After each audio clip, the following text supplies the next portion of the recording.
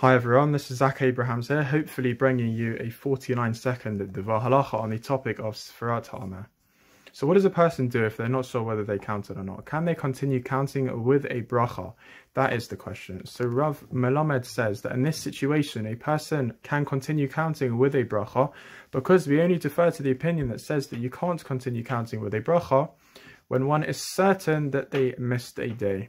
Rav Melamed adds that one who forgets to count at night but remembers and counts during the course of the day must continue to count with a bracha on all subsequent nights. Even though some maintain that one does not discharge one's obligation by counting during the day, we follow the opinion that b'diavad, one who counts during the day still fulfills the mitzvah. Omer represents the emotional journey that the Jews took after the Exodus, where they were eagerly waiting to receive the Torah, so they counted up to the event. The counting of the Omer finds connection with the giving of the Torah because they both stress the individual. Each person for themselves must count each day of the Omer for the mitzvah to count. But wasn't the Torah given to us as a people and a nation, so how is it not a communal experience? When Hashem said, "I am God your God," instead of using the plural form of your God to represent a God shared among the people, he used the singular mode of your God, despite the fact that the entire Jewish nation was addressed. This shows that the Torah was given to each of us individually. We are each commanded to both study and fulfill all 630 mitzvot and try our best to be a Kiddush Hashem for all the world to see. Trivia question. When would one take off their tefillin after laning?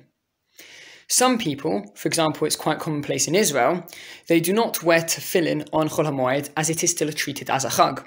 However, in England, it is more commonplace to find that people do wear tefillin as it is still part of a working week, and we're treated as such.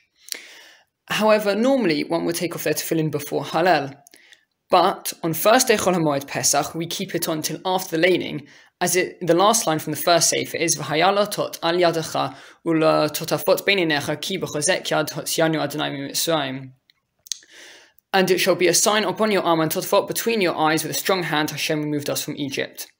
And so we keep our tefillin until after laning, and then we take them off before Musaf. Have a good day. When it comes to a big event, we usually count down instead of up. So why is it when it comes to the Omer, do we count up each day to Shavuos? The point of the Omer is that we're supposed to use each day as an opportunity to grow and to connect to Hashem. And that's why we count up. Counting down, you're trying to speed up the time, you're trying the time to go faster. If someone were to give you £1,000 on a certain date, you would just wait for that time, wait for that date. You wouldn't use the time in between well. But if someone were to give you £10 for an entire month, then you would use each day and be able to connect to each day properly.